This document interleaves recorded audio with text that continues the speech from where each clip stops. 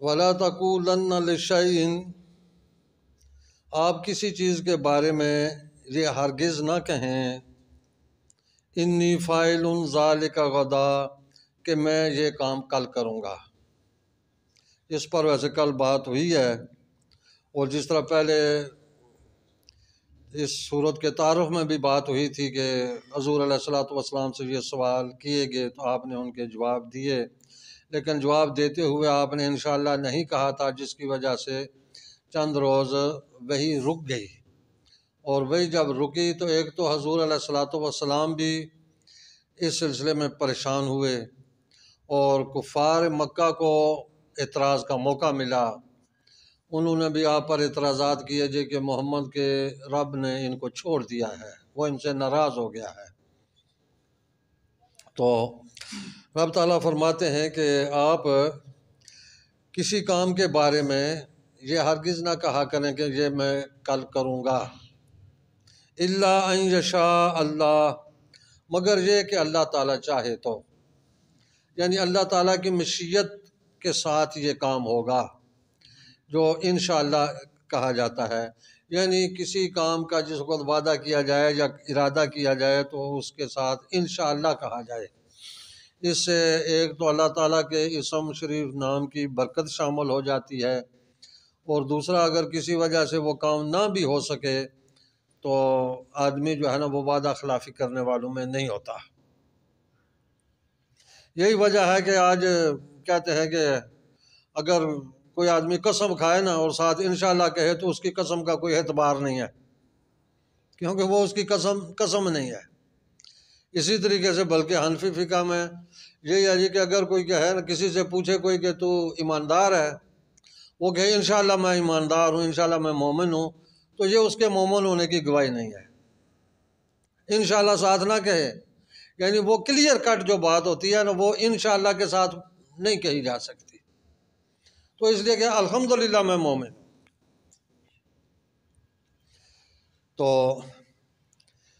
اس لحاظ سے رب تعالیٰ نے فرمایا کہ آپ ساتھ انشاءاللہ کہا کریں، تاکہ اگر وہ کام نہ ہو سکے تو اس کا معنی ہے کہ اللہ کی مرضی نہیں تھی جس کی وجہ سے وہ کام نہیں ہو سکا، تو معنی یہی ہے کہ اگر اللہ کی مرضی ہوئی تو یہ کام ہوگا، اور ہر کام میں تو ویسے تو اللہ تعالیٰ ہی کی مشیت ہوتی ہے تو وہ کام ہوتا ہے، اللہ تعالیٰ کی مشیت مرضی نہ ہو تو وہ کام نہیں ہوتا ہے۔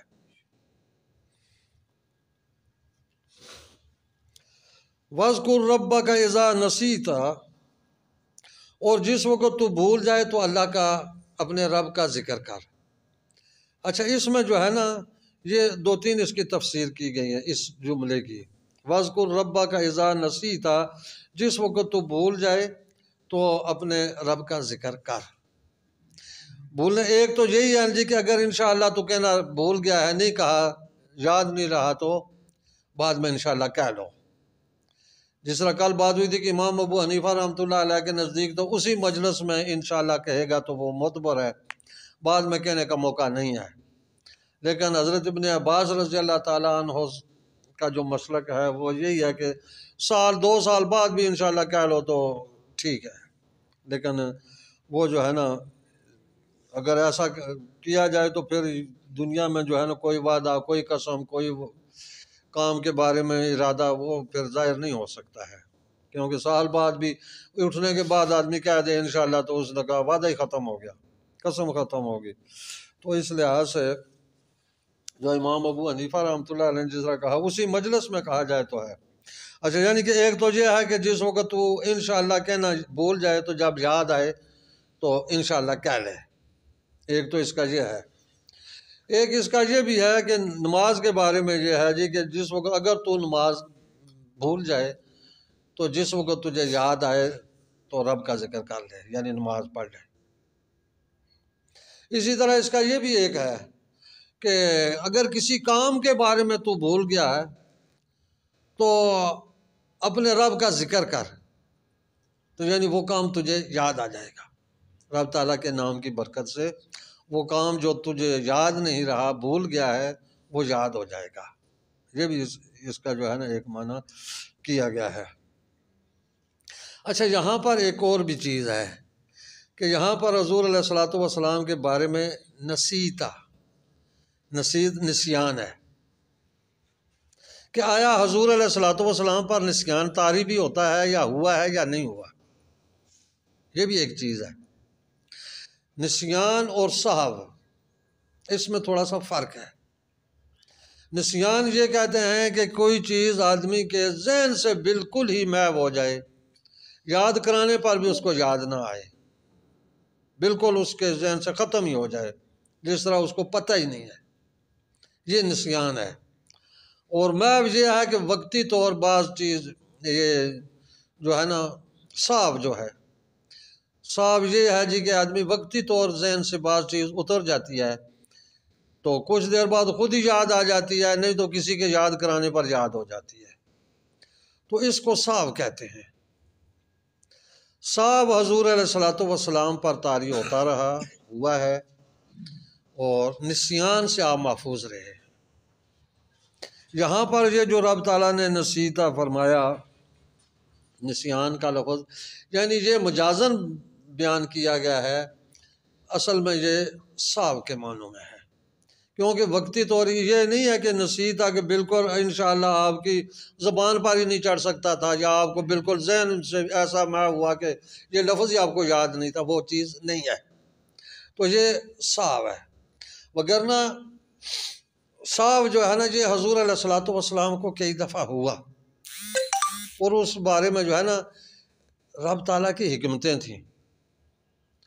تو یہاں پر بھی جو ہے نا جو حکمت ہے جی کہ تاکہ امت کو، لوگوں کو انشاءاللہ کہنے کی عادت پڑے، انشاءاللہ کہنے کی عادت بن جائے، ان کو جو ہے نا ایک اس برکت سے وہ محروم نہ رہیں۔ حضور علیہ الصلوۃ والسلام کے بارے میں ایسی کئی ایک مثالیں ہیں جس میں آپ کو سہو ہوا۔ مثال کے طور پر ایک دو باتیں کر لیتے ہیں، ویسے کئی ایک جو ہے نا اس میں مثالیں آ سکتی ہیں کہ ایک دفعہ ایک غزوے سے آپ واپس آ رہے ہیں تو رات کو ایک جگہ آپ نے پڑاؤ ڈالا، تو حضرت ابو ہریرہ رضی اللہ تعالیٰ عنہ کو جو آنا آپ نے فرمایا کہ تم جاگتے رہو، اور صبح جس وقت فجر کا ٹائم ہو تو ہمیں جگا دینا تاکہ ہم وقت پر نماز پڑھ کر پھر آگے روانہ ہوں۔ تو باقی سب کو آپ نے فرمایا سو جاؤ۔ حضور علیہ الصلوۃ والسلام بھی سو گئے، حالانکہ یہ تو صحیح حدیث شریف ہے جی کہ حضور علیہ الصلوۃ والسلام نے فرمایا کہ تنام عینی ولا ینام قلبی، کہ میری آنکھیں سوتی ہیں، میرا دل نہیں سوتا، میرا دل جاگتا رہتا ہے، وہ گرد و پیش کے احوال سے باخبر رہتا ہے، وہ بے خبر نہیں ہوتا جس طرح عام لوگ سوتے ہیں۔ تو لیکن ایسا ہوا کہ سارے سو گئے، تو اس وقت آنکھ کھلی جس وقت سورج بلند ہو چکا تھا، سورج فجر کا نماز کا ٹائم ختم ہو گیا، سارے سوئے رہے۔ حضرت ابو ہریرہ رضی اللہ تعالیٰ عنہ جن کو آپ نے مقرر فرمایا تھا تم جاگتے رہو، ایک قسم کا پہرا دو اور ٹائم پر سب کو جگاؤ، وہ خود ہی سو گئے، وہ بھی سو گئے۔ تو حضور علیہ الصلوۃ والسلام بھی نہیں جاگے، تو پھر جو ہے نا اس وقت اٹھے سب سے پہلے حضور علیہ الصلوۃ والسلام ہی، لیکن اس وقت جب سورج بلند ہو چکا تھا تو آپ نے فرمایا یہاں سے اب کوچ کرو، اور پھر آگے جا کر جو ہے نا پھر آپ نے وہاں پر وضو وغیرہ کیا اور نماز دوبارہ پڑھائی، اور فرمایا کہ اگر ایسا موقع ہو جائے، یہ جو ہے نا موطا امام مالک رضی اللہ تعالیٰ عنہ کی حدیث شریف کا مفہوم ہے، آپ نے فرمایا کہ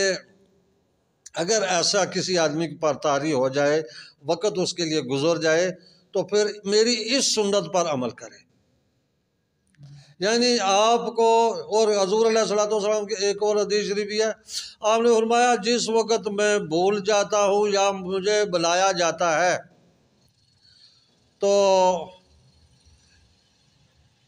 بلایا جاتا ہے، یعنی اللہ تعالیٰ کی طرف سے بھول جائے، مجھ پر نیند طاری ہو جائے، تو پھر وہ میری اس سنت پر عمل کیا کرو، یہ تمہیں سنت بتانے کے لیے کیا گیا ہے اللہ تعالیٰ کی طرف سے،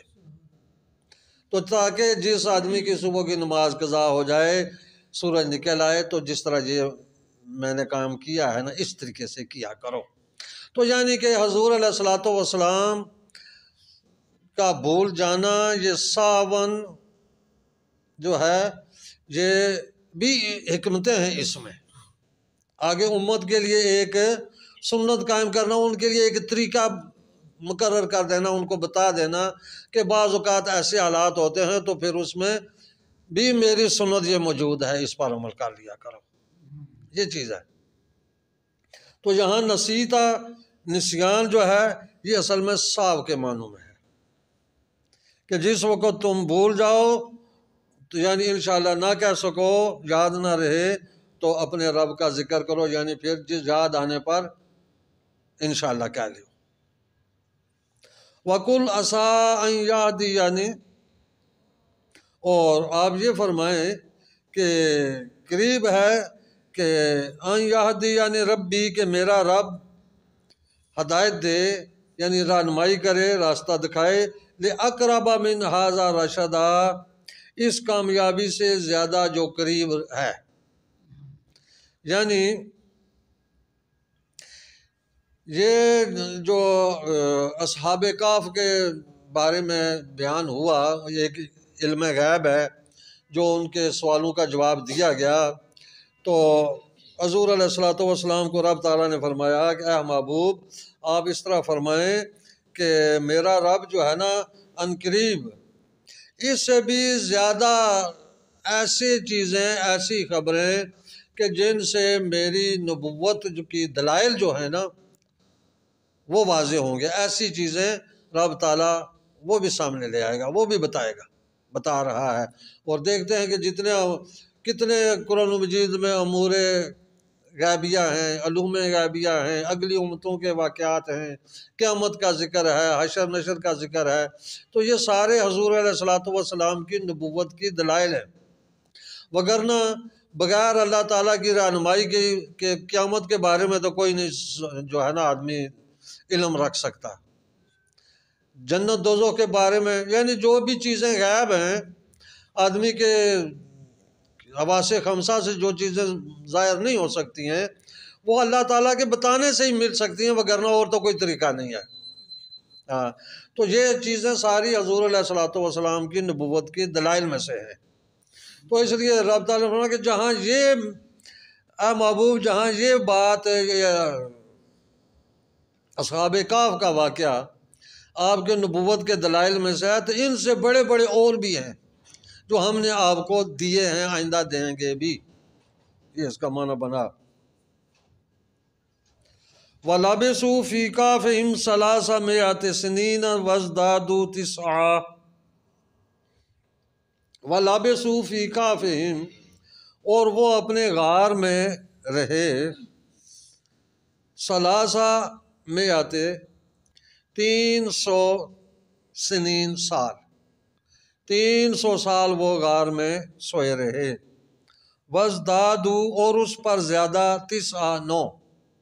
یعنی 309 سال وہ غار میں جو ہے نا آرام کرتے رہے، سوئے رہے۔ قُلِ اللَّهُ أَعْلَمُ بِمَا لَبِثُوا، اب محبوبہ فرما دیں کہ اللہ تعالیٰ ہی بہتر جانتا ہے جتنا عرصہ وہ وہاں رہے۔ اچھا یہاں پر پیچھے بتا بھی دیا 309 سال، پھر آگے اللہ تعالیٰ ہی جانتا ہے کہ جتنا عرصہ رہے۔ ایک تو یہ ہے جی کہ یہ اللہ تعالیٰ کے بتائے سے ہی ہے، اللہ تعالیٰ جانتا ہے۔ اچھا اس پر یہ بھی ہے کہ یہودیوں نے کہا جی کہ آپ نے 309 کہا ہے نا، ہمارے نزدیک یہ 300 ہے، ہماری جو کتابوں میں لکھا ہوا ہے یہ 300 ہے، 9 ساتھ نہیں ہے۔ تو ایک تو یعنی کہ گویا کہ ان کا جواب دے دیا گیا کہ یہ اللہ ہی بہتر، اللہ تعالیٰ بہتر جانتا ہے، تو اور جو اللہ تعالیٰ نے بتایا وہی بہتر ہے، یہ بھی ہے۔ اچھا اس میں ایک اور بھی بات کی گئی ہے، علامہ نصفی رحمۃ اللہ علیہ نے یہ بات کہی ہے، انہوں نے کہا جی کہ